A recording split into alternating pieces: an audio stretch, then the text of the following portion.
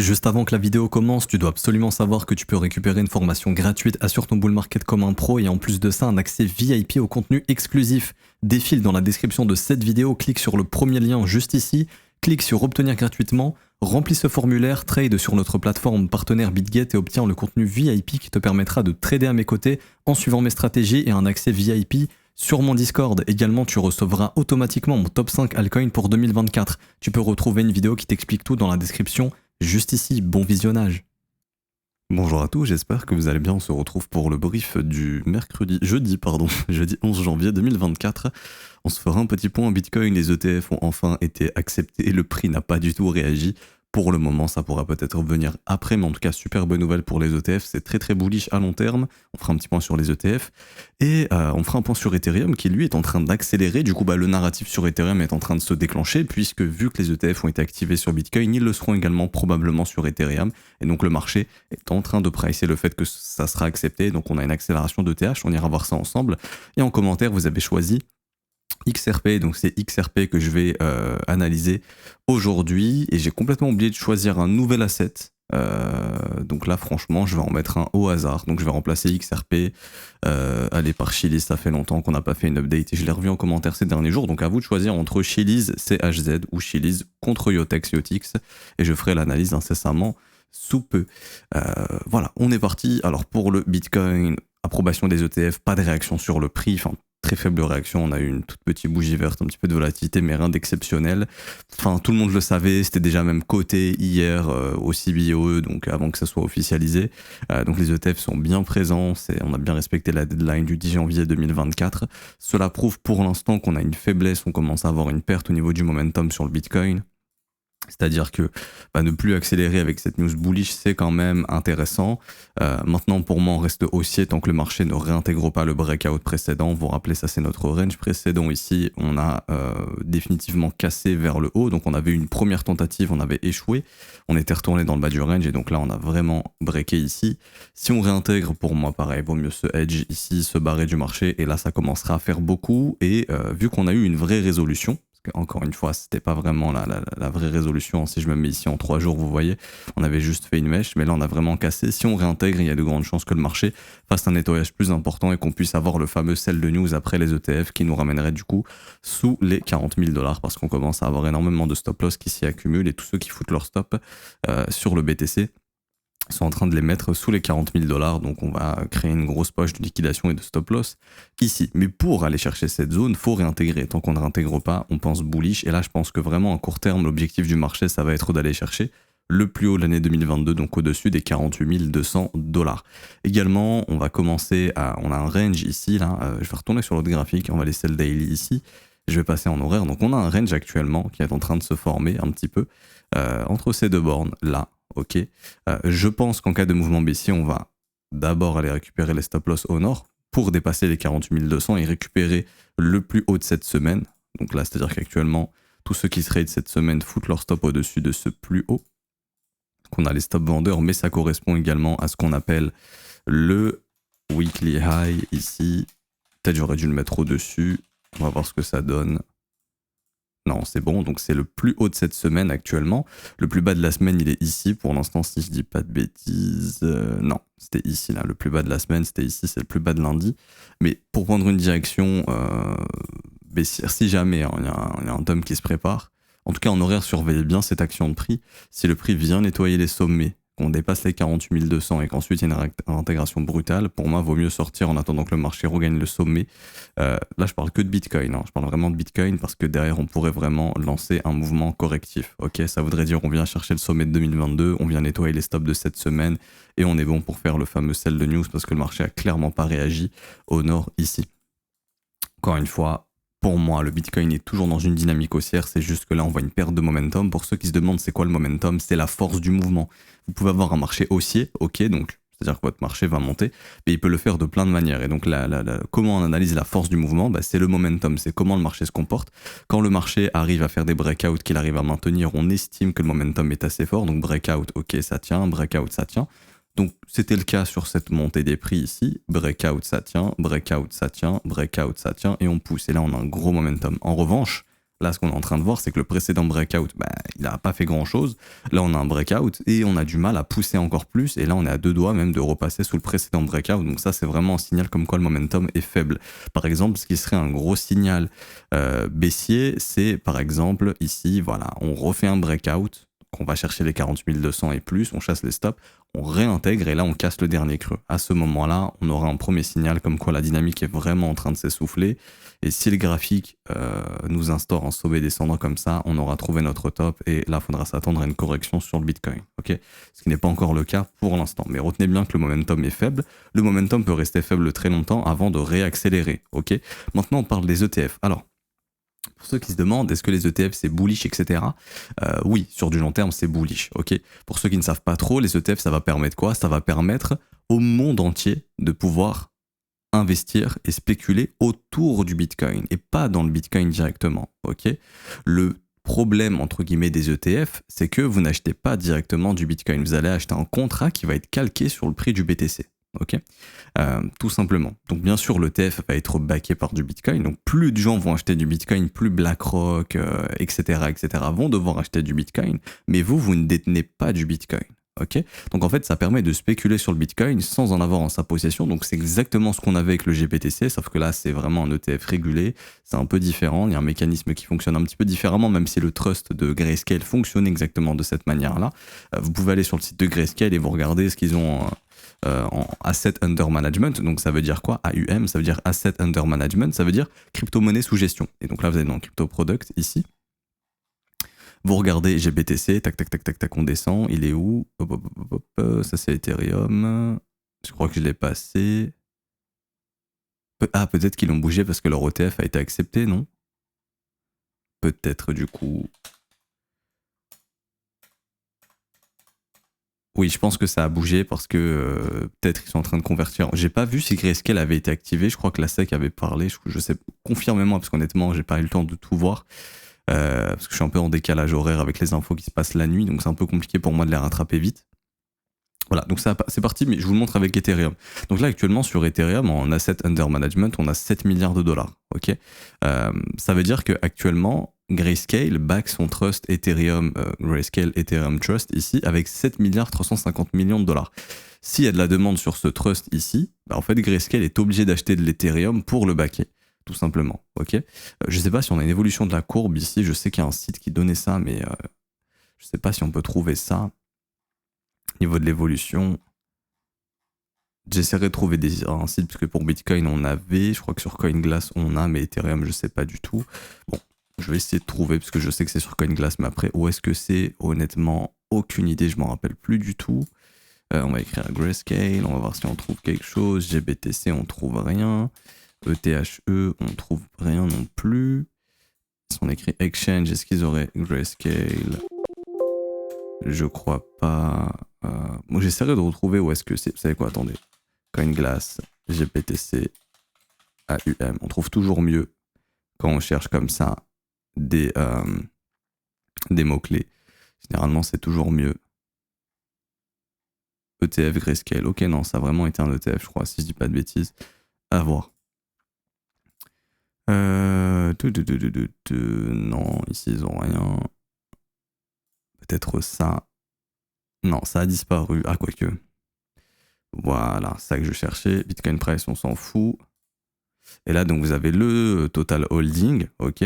Donc, on sait qu'il y a eu beaucoup de demandes institutionnelles pour le Bitcoin de juillet 2020, où ils avaient à peu près 385 000 Bitcoins dans le trust. Et là, on est monté jusqu'à 653 000 BTC jusqu'en février 2021. Donc là, il y avait une grosse demande pour le GBTC, donc Grayscale devait acheter du Bitcoin, ok. Et là, on voit que depuis février 2021, ça fait que diminuer. Donc, en tout cas, les institutions passent de moins en moins via Grayscale, donc c'est ce qui fait que justement, ils sont en train de réduire leur exposition, ok. Et ensuite, vous avez Ethereum. Je sais pas s'ils vont avoir la data, pour être honnête. Ethereum, ça a été à peu près la même chose, donc.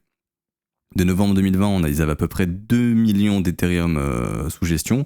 Ils sont montés jusqu'à 3 millions à peu près jusqu'en mars 2021. Et après, ça s'est vraiment calmé. Et là, pour l'instant, ça repart toujours pas. Ce qui est normal puisque les institutions vont passer par non plus des trusts, mais directement par des ETF, hein, avec les ETF qui arrivent bientôt. Ok. Donc voilà, un ETF, ça va permettre aux particuliers, aux gens qui n'y connaissent rien, de passer par leur banque, de dire ok, on va investir dans le Bitcoin, les banques vont acheter l'ETF de BlackRock par exemple, vont facturer un frais supplémentaire pour la gestion, et parce que les banques aiment bien facturer des frais pour rien. Donc le client, au lieu d'aller directement acheter l'ETF, sa banque peut lui proposer avec des frais. Et en fait, c'est ce qui fait que on a plein d'argent justement qui peut rentrer dans le Bitcoin, ou dans une spéculation autour du Bitcoin, et que la demande puisse augmenter, tout simplement. Parce que c'est beaucoup plus facile pour quelqu'un qui n'y connaît rien d'acheter un ETF ou de passer par sa banque et de dire ok, oui, le Bitcoin, j'en veux en portefeuille, mais je sais pas comment en acheter sur les plateformes, etc. Je sais pas comment le garder, Ledger, tout ça, c'est compliqué. Je passe directement via ma banque. Et en dehors des particuliers, bien sûr, tout ce qui est banque, institutions, fonds de pension, fonds d'assurance, tous les fonds inimaginables vont pouvoir investir dans le Bitcoin également. Peut-être même certaines banques centrales vont estimer que le Bitcoin, pour backer justement les fonds de gouvernement, ça peut être pas mal. Oui, c'est vrai. Ça se trouve, on a des pays, je sais pas moi, qui vont commencer à acheter des ETF, qui vont mettre dans leur trésor du dollar, de l'euro, de l'or, mais peut-être du Bitcoin aussi. Donc ça va vraiment permettre d'avoir une entrée d'argent à long terme. Si on voulait que le Bitcoin un jour puisse rivaliser avec la capitalisation de l'or, il fallait qu'on passe par ça. Pour vous donner un ordre d'idée, la capitalisation de l'or, c'est 14 000 milliards. Pour vous donner un ordre d'idée, la capitalisation de Bitcoin, c'est 800 milliards, je crois, si je ne dis pas de bêtises actuellement. Je vais vérifier, parce qu'à chaque fois, j'oublie. On est à 900 milliards maintenant. Donc pour vous donner un ordre d'idée, l'or, il est là-haut. Pour vous dire encore que Bitcoin, c'est un petit. Donc quand MicroStrategy fait un pari d'investir des milliards, il prend le pari qu'un jour, en gros, lui, l'or, il ressemble à ça, là. Il fait le pari qu'un jour, le Bitcoin rivalisera avec l'or. Même si c'est que 5%, 50%, pardon, ça voudrait dire que le Bitcoin, il est venu à 7000 milliards. Si le Bitcoin, il est venu à 7000 milliards, il multiplie son prix par 7, voire 8. Vous prenez actuellement 40 000 $, vous faites x7. Vous savez à peu près ça peut vous donner combien, donc on se rapproche des 500 000 $. Donc c'est un peu le pari de MicroStrategy. Et grâce à ces ETF, ça rend ça possible, ok ? Tout simplement. Est-ce que ça va se faire du jour au lendemain ? Bien sûr que non, ça va se faire sur plusieurs années si ça se fait, ok ? En attendant, le Bitcoin, il peut faire plein de choses, le temps que justement ces grosses institutions, etc. puissent filer tranquillement et doucement de bons investissements, de bons prix en amont d'une grosse bulle. On peut très bien, par exemple, pendant 1 an ou 2, que les gars filent leur ETF, le Bitcoin peut très bien faire ça par exemple, ok, qu'on ait une grosse accumulation, qu'on verra comme ça à long terme, et qu'ensuite le prix puisse vraiment se mettre à accélérer et que là, on commence à rentrer justement dans la demande des particuliers. Parce que là, on pourrait estimer qu'on est encore entre investisseurs institutionnels et qu'on va rentrer dans la grosse partie publique et retail dans plusieurs années, peut-être 5 ans, etc. etc. Okay, donc ça, c'est super bullish à long terme. Maintenant, à court terme, bien sûr, c'est tout ce narratif qui nous a ramené jusqu'ici. Le Bitcoin peut très bien ne pas casser l'ATH là tout de suite et consolider, qu'on puisse avoir du retracement de la consolidation courant 2024. Pour l'instant, le graphique est toujours haussier. On le voit en weekly ici. Si on réintègre, vous vous doutez bien que là, on aura probablement un premier nettoyage au moins jusqu'ici. Donc ça correspond sous les 40 000 $. Là, je suis sur la capitalisation, mais ça correspondrait aussi ici sous les 40 000 $. Pour l'instant, est-ce qu'on a un signal de top ? Non. Ok. Le momentum s'essouffle beaucoup, c'est pour ça qu'il faut être hedgé et récupérer de l'argent sur ce marché pour éviter toute surprise. Plus ça monte, plus vous prenez des bénéfices, bien évidemment. Maintenant, si vous êtes investisseur long terme, horizon 3-5 ans, vous vous en foutez de ce qui se passe ici. Si vous êtes quelqu'un qui veut accumuler un maximum, voilà, c'est vraiment on réintègre, sortez, vous aurez une opportunité de racheter potentiellement plus bas. En tout cas, ça c'est mon avis. Parenthèse fermée pour les ETF, etc. Donc super bonne nouvelle. Maintenant, Ethereum. Alors lui, Ethereum, il accélère et il break out son range. Et du coup, c'est Ethereum qui vole la vedette à Bitcoin. Parce que Bitcoin, c'est bon, on savait que ça allait être accepté. C'était même plus un secret, on le savait depuis au moins quelques semaines. De toute façon, quand BlackRock demande quelque chose, BlackRock l'obtient. Quand vous pesez 10 000 milliards de dollars, que vous pesez plus que l'Allemagne et la France réunies, ou vous pesez plus que l'Inde, qui est un pays à plus d'1 milliard d'habitants, que vous pesez plus que quasiment tous les pays d'Europe réunis. Bon, je sais pas si on écrit PIB, pays d'Europe, si on veut regarder. Si on a le total de tous les pays européens. Alors, est-ce qu'on pourrait avoir le PIB de toute l'Europe ? Si vous le connaissez, n'hésitez pas à me le dire en commentaire. Alors, oui, un tableau, ok. Est-ce qu'on n'a pas le total ici ? Zone euro, 2022, 12 600 milliards. Voilà, BlackRock, en gros, tu retires la France et ils ont le PIB de l'Europe. Pour vous donner un ordre d'idée, donc ils sont très très puissants. Ils sont très très puissants et s'ils veulent un ETF Ethereum, ils l'auront aussi probablement, sachant que c'est passé sur Bitcoin. Maintenant, le risque sur Ether, c'est que Ethereum est peut-être toujours considéré comme une security. Ça, je crois que c'est encore assez flou. Donc c'est ce qui pourrait justement faire que l'ETF Ethereum ne passe pas. Également, on voit que Gary Gensler, il a vraiment la rage que les ETF Bitcoin soient accordés. Comme j'ai tweeté, on a l'impression qu'on lui a mis un fusil sur la tête pour les accepter, parce que le mec l'a fait que de cracher sur le Bitcoin. En gros, il se dit ok, on les a acceptés, mais non, on se dédouane de tout. Et moi, je pense toujours que c'est pourri, c'est la monnaie des vendeurs de etc. etc. Donc voilà, lui il est pas très content, on voit que je pense qu'il a subi des pressions et que BlackRock est bien plus puissant que lui. Et du coup pour revenir sur Ethereum, si BlackRock veut un ETF sur Ether, ils l'auront et je pense que BlackRock ne vont pas s'arrêter là, je pense qu'ils vont lancer plein d'ETF, ça j'en avais parlé, mais je pense qu'à terme on aura des ETF crypto, donc ça sera par exemple les 5-10 plus grosses crypto-monnaies dans un seul ETF. Je pense qu'on aura des ETF aussi de la part de BlackRock, par exemple le mining, ils vont prendre toutes les sociétés du mining, ils vont en faire des ETF, etc. etc. Comme ça il y aura une façon de spéculer autour du marché crypto de plein de manières complètement régulées et BlackRock pourra se mettre plein de pognon dans les poches puisque BlackRock en a rien à foutre du marché en réalité. Eux, ce qu'ils veulent, c'est gérer les frais et que tout le monde passe via ces ETF pour facturer des frais. Encore une fois, je crois qu'on va être facturé autour de 0,2% par an. Facturer 0,2% de milliers de milliards, ça fait beaucoup d'argent et ça sur du long terme, ça fait énormément d'argent. Donc bien sûr, c'est l'objectif de BlackRock et plus ils vont proposer de produits, plus ils vont pouvoir attirer des gens et des clients, plus ils vont pouvoir facturer de frais et se faire d'argent. Ok, parce que là actuellement, il y avait que les exchanges crypto qui se faisaient de l'argent, donc tous les SEX qu'on connaît, tous les DEX également, et tout ce qui était institutions, etc. Ils se faisaient pas trop d'argent. Là, BlackRock va pouvoir s'en faire sur ce marché. C'était leur objectif de prendre une part de marché dans celui-ci et éviter que les institutions passent via OTC ou d'autres exchanges, etc., etc. Et du coup, pour Ethereum, breakout, on en avait parlé, si ça break, très bien, on sort du range, bullish, on continue, minimum 2500, 2600, on y est, on est bien venu chercher les 2600 $. Honnêtement, quand je vois les objectifs du prix, là je vais passer en weekly, on va travailler la dernière zone d'imbalance ici, qui est jusqu'à 2700 $. Si on n'arrive pas à casser cette zone d'imbalance, donc les 2700, je pense qu'on aura un pullback sur la zone de range, donc le haut du range en fait. Si ça tient, tant mieux. D'ailleurs, c'est un bon buy ici, hein. Pour moi, c'est un achat assez intéressant si ça réintègre pas, donc on peut très bien rentrer. Si ça réintègre, vaut mieux sortir parce qu'après ça sent pas bon. Mais si on pull back et qu'il n'y a pas d'intégration, on lance le scénario vert. Et là, je pense qu'on aura une acceptation des ETF Ethereum, je pense, courant entre mars et mai. Du coup, ça laisse vraiment de quoi performer pour Ethereum qui pourrait, je pense, si Bitcoin ne se retourne pas, etc., qu'on puisse avoir un Ethereum qui fait sa vie tranquille tant qu'il ne réintègre pas son range précédent et qui se dirigerait, je pense personnellement, au-dessus des 3300 $, ça serait l'objectif, voire même au-dessus des 3600. Entre mars et mai, donc ça laisse du temps, hein, c'est pas là demain que ça va se faire, mais je pense que ce seraient les objectifs qu'on pourrait attendre. Pas plus de choses à dire pour Ethereum, franchement, beau breakout, rien à dire, voilà, si ça réintègre, faites très attention parce que ça sentirait pas bon. Maintenant, le fait qu'on soit venu nettoyer les stops ici avant d'aller faire le breakout, c'est super. Donc ça, pour moi, c'est extrêmement bullish. On en avait parlé, ce serait la meilleure chose avant l'approbation de l'ETF Bitcoin, qu'on vienne nettoyer les stops pour breaker par la suite et lancer le narratif. Donc ça a bien été fait, ça c'est cool. Donc voilà, plutôt bullish sur Ethereum. On est en train de résoudre aussi le premier arrêt, ça aussi c'est cool. Maintenant, voilà. Dernière zone d'imbalance ici. Si je l'étends bien en weekly, on est en train de la travailler. Si ça casse pas, je pense qu'on aura un pullback. Ensuite, on verra au niveau du pullback, comme je le redis. Et si ça casse, let's go, on y va. Retracement de moitié, objectif 2880 $. Puis, tout naturellement, au-dessus des 3300 et tout naturellement, zone de rechargement de short, comme Bitcoin est venu chercher. Hein, on est quasiment. Pour Ethereum, ce serait entre 3400 $ et 4000 $ courant 2024 avec une approbation potentielle. Le graphique est magnifique. Tant qu'on ne réintègre pas les niveaux qui sont cassés, il y a des W dans des W ici, c'est super. Si on arrive vraiment à s'affranchir de l'imbalance ici, pour moi, voilà, on peut vraiment pousser au-dessus des 3005, voire même au-dessus des 3800. Quand je vois le graphique en mensuel, ce serait des zones tout à fait raisonnables et plausibles. En revanche, si on échoue ici, que le prix se retourne et qu'on réintègre les breakouts, et là, à ce moment-là, on peut s'attendre à quelque chose de beaucoup plus baissier, genre 1000-1200 $. Mais là, c'est clairement pas ce qui est envisagé vu le graphique. Pour le moment. Pareil en weekly, aucune pattern de retournement baissière. En daily, rien de baissier pour l'instant. Momentum plutôt fort. ETH n'a pas...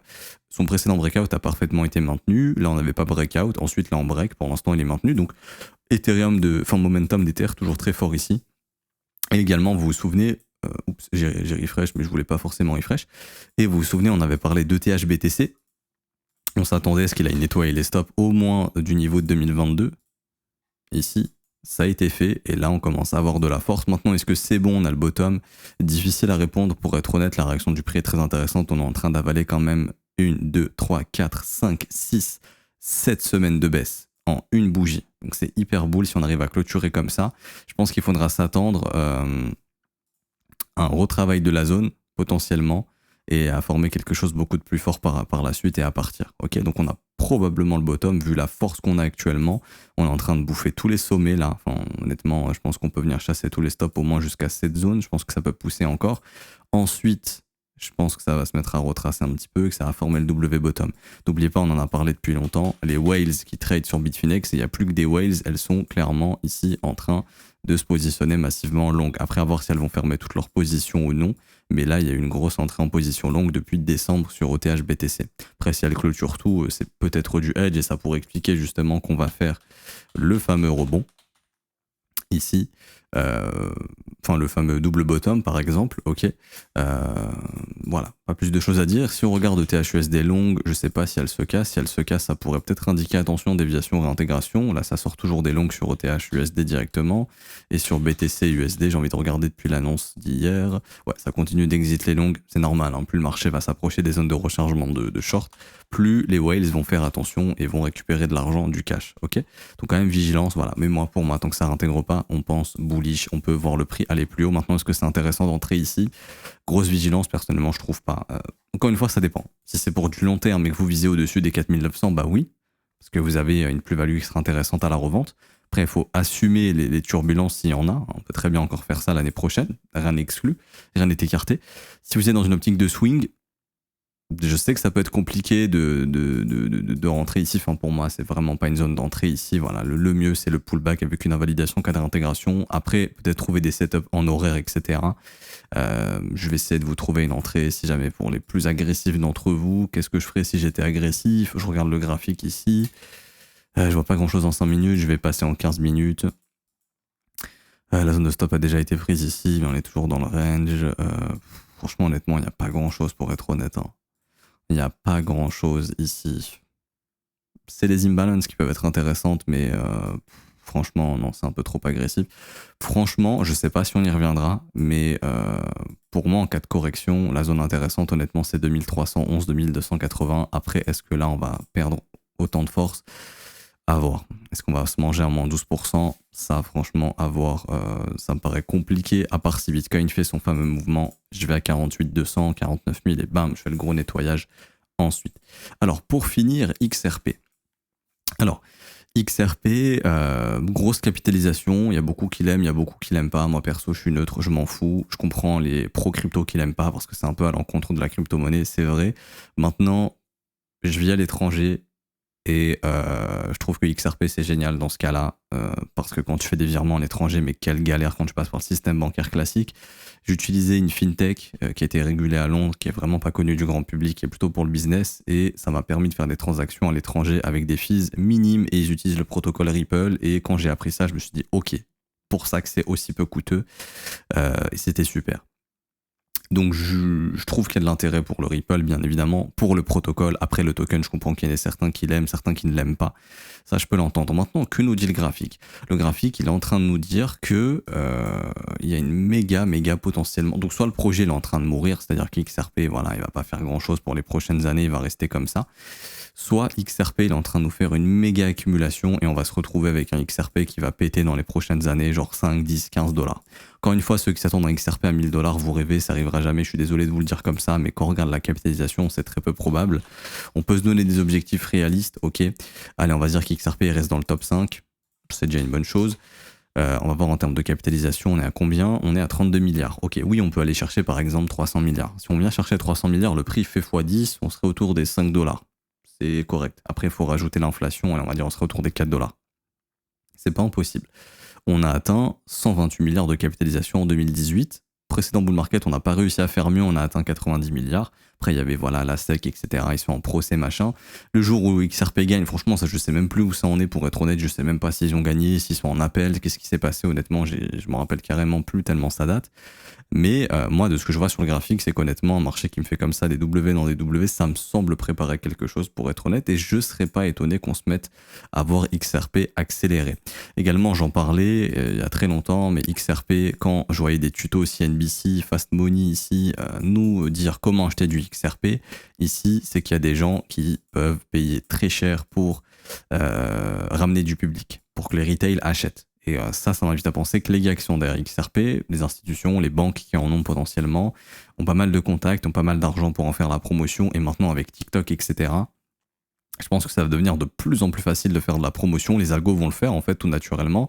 Les gens vont tous parler d'XRP et après les algos vont faire que relayer ça. Les gens vont voir, et je pense que c'est pour ça que avec la génération TikTok, YouTube Short, etc., je pense que l'investissement va changer. Vous pouvez me prendre pour un fou, mais je pense vraiment que ça va être le cas, en tout cas surtout en crypto, et je pense même dans le marché traditionnel où ça va être beaucoup plus facile de spread des rumeurs et de spread en fait tout simplement de l'exit liquidity. L'exit liquidity, c'est quoi? C'est quand de grosses institutions, par exemple, l'achètent actuellement, quand personne n'en veut, et quand ça sera vertical, tout le monde en parlera, un peu comme Dodge en 2021. Et on voit que ça s'est énormément spread sur TikTok, et je pense que ce genre de réseaux qui ont des algorithmes qui sont très puissants maintenant, vous regardez une vidéo, deux vidéos, ça vous met que ça.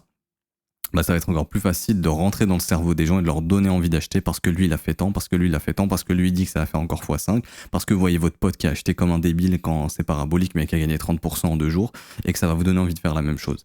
Je parle pas de vous nécessairement, mais je parle des débutants qui connaissent rien. En tout cas, c'est ce que l'algorithme va donner envie et je pense que ça va devenir de plus en plus puissant, ce genre de comportement humain. Et voilà, le jour où XRP va repartir, je pense qu'il y a tellement une communauté forte que tout le monde va en parler et que ça va donner envie aux gens d'investir énormément et que ça pourrait faire une grosse bulle. Ça, c'est mon avis, ok. Maintenant, graphiquement, comme je dis, pour moi, c'est clean. Maintenant, il y a un momentum qui est faible, pour être honnête. Les breakouts, on n'arrive pas à les tenir. Donc là, en weekly, on n'est pas vraiment dans un gros momentum. J'ai toujours l'impression qu'on est dans une phase d'accumulation. Si vous prenez le XRP, vous prenez le point le plus bas, vous prenez le point le plus haut, les professionnels sur du long terme vont investir dans les zones de rechargement et on y est. Actuellement, on est même dessous un petit peu, je crois. 61,8, 78,6, vous voyez qu'on est dedans. Donc là, tous les pros, en fait, achètent ces zones-là pour revendre ça beaucoup plus cher. Maintenant, il faudrait aller casser ce sommet de 2021 du coup, et le jour où on arrive à vraiment prendre ce sommet, je pense qu'on ira prendre la TH et là on aura des performances plus importantes. Moi je vais me baser sur le market cap, je pense vraiment que entre 300 et 700 milliards c'est une capitalisation correcte, donc je dirais un prix d'XRP entre 4 et 8 dollars, voire 10 dollars pour taper le gros chiffre rond psychologique, mais je pense pas qu'on ira bien plus haut en cas de prochain cycle aussi. C'est déjà une grosse performance, on parle d'un x5 à un x10, c'est plutôt correct, parce qu'on est déjà sur une capitalisation qui est assez importante. Maintenant, on n'est pas à l'abri qu'un jour il y a un ETF XRP. N'oubliez pas que BlackRock, leur but c'est de se faire de l'argent, et plus ils vont faire d'ETF, plus ils vont se faire de pognon, tout simplement. Donc ça m'étonnerait pas qu'un jour, voilà, si XRP ça s'améliore au niveau de leur procès, je sais vraiment pas où est-ce que ça en est, s'ils ont gagné, etc., etc. J'ai complètement zappé ce qui s'était passé, c'est vrai que je me suis pas renseigné là actuellement, n'hésitez pas à me dire en commentaire, mais voilà, je serais pas étonné d'avoir des ETF XRP, donc peut-être à terme retrouver un peu plus de hype sur XRP, et comme je vous disais, pour moi d'un point de vue algorithme, réseaux sociaux, etc., je pense que ça va être très facile de pousser le projet parce qu'il est très connu de la communauté crypto et ça va être très facile de le mettre en avant au niveau des retails, ok, et de les faire acheter une courbe complètement parabolique parce que là actuellement les gens n'en veulent plus et je pense que les gens sont en train de capituler, hein. Le gars qui hold du XRP depuis 2018, on est en 2024, le truc il a pas bougé, il est au même prix qu'en 2018, donc là je pense qu'il y a très peu de gens qui vont tenir leur investissement et si on est en train de connaître une grosse phase d'accumulation, le supply il est en train de se réduire de la main des retail et de partir dans la main des institutions qui pourront le pousser et l'exit liquidity justement malheureusement sur les retail qui viendront l'acheter quand ce sera parabolique. Maintenant, est-ce qu'on peut avoir un événement de capitulation avant de faire ce gros pump? Je pense que ce serait préférable. Un événement de capitulation, ce serait quoi? Ce serait par exemple que XRP vienne récupérer tous les creux ici. Je sais pas si ça arrivera, mais en tout cas, si c'est le cas, ça serait une entrée exceptionnelle. Donc là, je vais retourner sur XRP USD, mais grosso modo, si jamais ça arrive, hein, je pense que ça lancera le bull market sur XRP immédiatement. C'est-à-dire que là, on a tous les gens qui achètent qui sont en train d'accepter en fait qu'XRP ça vaut plus de 30 centimes. Tous ceux qui sont en train d'acheter long terme sont peut-être en train de se dire ok, un jour si ça repasse là-dessous, je pars. Et du coup, un jour si jamais on vient récupérer tous ces stops ici, qu'il y a un mouvement de capitulation qui se met en place, je pense que là, on aura la capitulation, les mecs vont se barrer et je pense que là, on lancera le bull market. Un peu comme le Bitcoin en 2020 quand on a eu le crack Covid. Après, on a vite lancé le bull market parce que tous les gens ont capitulé. Si vous regardez XRP, c'était la même chose. Ici, on avait tous les stops de la Terre entière qui s'étaient accumulés juste ici, là. On a fait le gros... Je dis pas que ça va arriver encore une fois, mais ça serait un scénario. On est venu récupérer tous les plus bas. Tout le monde a flippé quand on est venu sous les, ici, les 15 centimes à peu près. Bam, c'était le bottom et on a lancé le bull market après. Ok. On était passé de 12 centimes jusqu'à 1,95$, donc une performance plutôt cool. Donc voilà, c'est le genre de mouvement, ça m'étonnerait pas. Maintenant, quand je regarde le graphique en daily, pour être honnête, je vois un momentum qui est faible. Après, je vois un asset qui est dans une grosse forme d'accumulation. Je pense que lui, quand il va reprendre du momentum, ça va péter, que ce soit haussier ou baissier. Mais ça risque de péter assez fort. On verra dans quelle direction. Mais là, on a vraiment une chute de momentum. Au niveau du court terme, sincèrement, il n'y a pas énormément de choses à dire. J'aime bien le fait qu'on soit venu récupérer tous les stops ici, qu'on a réussi à réintégrer la zone, enfin qu'on est en train d'essayer de réintégrer. Si ça réintègre, pourquoi pas essayer, et si on arrive à casser cette imbalance, pourquoi pas tenter d'aller récupérer les stops au-dessus des plus hauts et revenir assez rapidement au-dessus des 76 centimes. Ce serait pas impossible. Par contre, si on n'arrive vraiment pas à casser les sommets précédents, etc., il faudra s'attendre à de la continuation baissière et une poursuite de nettoyage. Avec tous ces creux, l'objectif, ce serait de revenir sous les 28 centimes, et là, ce serait la capitulation, et là, ce serait le moment d'acheter. Oui, ça peut faire peur. On peut se dire, non, mais c'est un fou, lui, si on retourne sous les supports, c'est mort du tout. Dites-vous que là, s'il y a des institutions qui ont envie d'accumuler massivement du XRP, c'est ici qu'ils peuvent le faire une dernière fois avant de bien vider le train pour lancer le bull run, comme ça avait été fait ici. Ok. Donc perso, ça m'étonnerait pas. Ça voudrait dire qu'on a une correction en 2024 sur le Bitcoin et qu'on est dans une année de transition encore, et qu'on pourrait connaître du coup par la suite un dernier checkout. En fait, on appelle ça le checkout, un mouvement qui vient faire trembler les investisseurs pour accélérer par la suite. Ok. Donc je m'arrête ici pour aujourd'hui, j'espère que ça vous aura plu. Si c'est le cas, n'hésitez pas à laisser un petit commentaire, à vous abonner et à laisser un pouce bleu, vraiment ça récompense le travail qui est fourni. Vous avez également une formation gratuite qui vous est proposée en commentaire épinglé de cette vidéo, donc vous descendez dans les commentaires, vous regardez mon premier commentaire, Crypto le Trône, obtient information et accède au VIP gratuitement pour trader à mes côtés. Vous cliquez sur ce lien, ça va vous ramener sur ce petit formulaire juste ici, que j'ai là. Vous cliquez sur obtenir gratuitement. Vous vous inscrivez sur BitGet via notre lien partenaire, vous cliquez sur ce lien ici, sinon ça ne fonctionnera pas. Vous cliquez, c'est gratuit, c'est 100% gratuit, il n'y a rien à payer. Vous créez votre compte, vous vérifiez bien que le referral code il est bien noté ici, donc ID8D, sinon ça ne fonctionnera pas, normalement il est bien noté. Vous mettez votre mail et votre mot de passe, vous vous inscrivez et vous aurez accès à BitGet. Ensuite, sur BitGet, vous allez dans votre tableau de bord, donc juste ici en haut à gauche, vous avez tableau de bord, vous copiez votre ID utilisateur, il y a un petit bouton pour copier, c'est composé uniquement de chiffres, ça c'est le mien. Vous le copiez, vous le mettez dans le formulaire juste ici, identifiant BitGet, vous mettez un mail sur lequel vous voulez recevoir l'information, idéalement votre mail que vous utilisez tous les jours, comme ça vous le recevez dans cette boîte mail là. Une fois que ça c'est fait, vous cliquez sur recevoir gratuitement et vous aurez donc dans votre boîte mail 15-30 minutes maximum après le temps que la vérification se fasse, votre accès à la formation qui vous sera envoyée par mail. Une formation qui vous donne un plan défini pour le bull market, de toute façon je l'ai ici. Si je suis encore connecté, normalement oui. Hop. Vous avez les cours débutants ici, donc acheter, vendre ses premières cryptos, sécuriser ses cryptos, les outils indispensables à connaître, avancer, savoir gérer son capital, stratégie d'investissement facile à appliquer et tous les pièges à éviter, et le module professionnel, les secrets de ce plan d'action infaillible Golden, où là je vous donne un plan clé en main qui a super bien marché pour ce début d'année et que vous pourrez encore appliquer courant 2024, et je pense que je vous ferai un 2.0 pour justement l'année 2024, parce que là graphiquement les graphiques ont un peu changé et on peut faire une mise à jour de la stratégie. Donc je vous en ferai une en 2024, promis, voilà, c'est acté, c'est dit. Je vous ferai une mise à jour du plan de 2024 pour ceux qui ont accès à la formation. Pour ceux qui veulent avoir accès au VIP, c'est également gratuit, il suffit simplement de trader sur la plateforme pendant 3-4 jours. Une fois que ça c'est fait, vous débloquerez le VIP. Vous aurez des vidéos exclusives qui vous seront envoyées par mail, bientôt mon top 10 altcoin. Vous aurez également, pour 2024, vous aurez également des vidéos exclusives, donc des live streams qui sont faits par mon collègue qui vous enseigne des setups, des modules, des modèles que vous pouvez appliquer. On parle de gestion du risque, de stratégie, on parle de tout ça dans les vidéos. Ça c'est en direct, vous pouvez poser vos questions, c'est disponible en rediffusion. Et vous pouvez aussi suivre nos trades qui sont envoyés en direct. Vous pouvez suivre les performances des trades qui sont envoyés, donc ça c'est public sur le Discord dans Performance VIP, il y a un petit Excel ici qui vous montre toutes les performances, vous pouvez prendre, je sais pas moi, peu importe, il y a toutes les charts, etc. Donc par exemple quand on vous envoie un trade, ici, vous avez tout simplement l'entrée, la sortie, etc., etc., break-even, TP1, TP2, etc., etc., ok, tout simplement. Donc on vous envoie le trade, vous pouvez le copier. Le but c'est pas juste de le copier bêtement parce qu'en fait on vous enseigne les trades par la suite, ok, pour que vous puissiez les appliquer de votre côté de vous-même. Et nous quand on les voit sur les marchés, on vous les montre et si vous voulez justement les suivre parce que vous ne l'avez pas vu et que vous avez compris le modèle, vous pouvez l'appliquer par la suite. Tout ça c'est gratuit et également on verra des stratégies d'investissement, donc ça c'est plutôt moi qui vais m'en occuper en 2024 quand justement il y aura les nouveaux setups que j'attends pour 2024. Pour ceux qui veulent rejoindre l'école, ça en revanche c'est payant, ça commence à 49 € par mois, donc c'est une formation de 19 heures qui vous apprend tout sur l'analyse technique, l'order flow, l'analyse fondamentale, vous avez absolument tout, donc je montre rapidement, il y a tous les modules ici, fondation des bases avec les cours, analyse du prix avec les cours, structure avec les cours, momentum, setup, psychologie et sentiments, order flow, analyse fondamentale, on apprend absolument tout ça dans la formation. Également, vous avez un accompagnement avec moi tous les matins, du lundi au vendredi, de 7h du matin jusqu'à 8h30. C'est disponible en rediffusion pour ceux qui ne sont pas là pendant le direct. On analyse des cryptos ensemble, on voit des stratégies ensemble, je réponds à vos questions. C'est vraiment très très complet.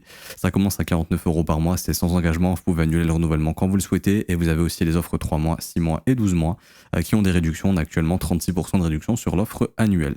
Je pense que j'ai tout dit. Pour ceux qui veulent rejoindre l'école, c'est le 4e lien en commentaire épinglé. Rejoindre l'école, école-letronfzco.com. Vous cliquez sur ce lien et vous pouvez procéder au paiement et avoir immédiatement accès à l'école. C'est instantané. Bonne journée à tous, on se retrouve demain et samedi pour le versus. N'hésitez pas à mettre en commentaire aussi des alts pour le versus, j'ai complètement oublié mais je regarderai ça. Bonne journée à tous, à demain, ciao ciao.